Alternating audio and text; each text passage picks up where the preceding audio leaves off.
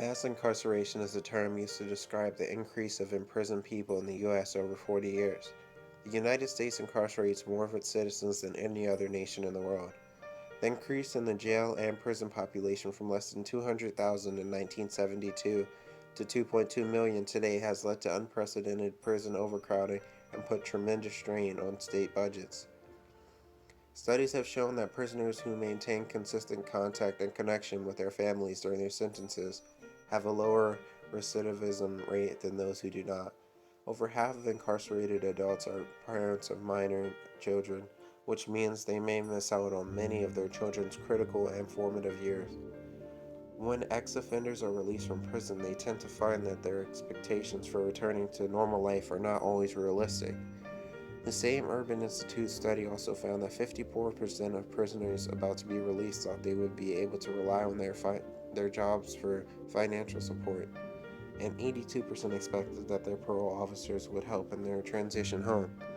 After release, 51% reported that they relied on their families to a much greater extent than expected, and about half reported that their parole officers were helpful during transitions. African Americans now constitute nearly 1 million of the total 2.3 million incarcerated population. African Americans are incarcerated at nearly 6 times the rate of whites.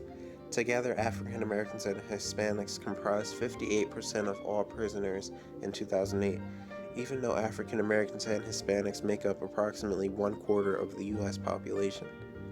1 in 6 black men had been incarcerated as of 2001.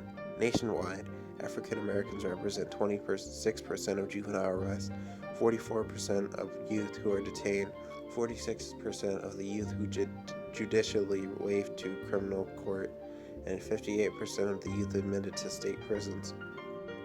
About 14 million whites and 2.6 African Americans report using illicit drugs 5 times as many as whites are using drugs as African Americans. Yet African Americans are sent to prison for drug offenses at 10 times the rate of whites. African Americans represent 12% of the total population of drug users, but 38% of those arrested for drug offenses and 59% of those in state prison for a drug offense. African Americans serve virtually as much time in prison for a drug offense as whites do for a violent crime. In 2002, blacks constituted more than 80% of the people sentenced under the federal crack cocaine laws and served substantially more time in prison for drug offenses than whites did, despite the fact that more than 2 out of 3 of crack cocaine users in the U.S. are white or Hispanic. Prison has not been proven as a rehabilitation for behavior, as 2/3 of prisoners will offend again. About $70 billion are spent on corrections yearly. Prisons and jails consume a growing portion of the nearly $200 billion we spend annually on public safety.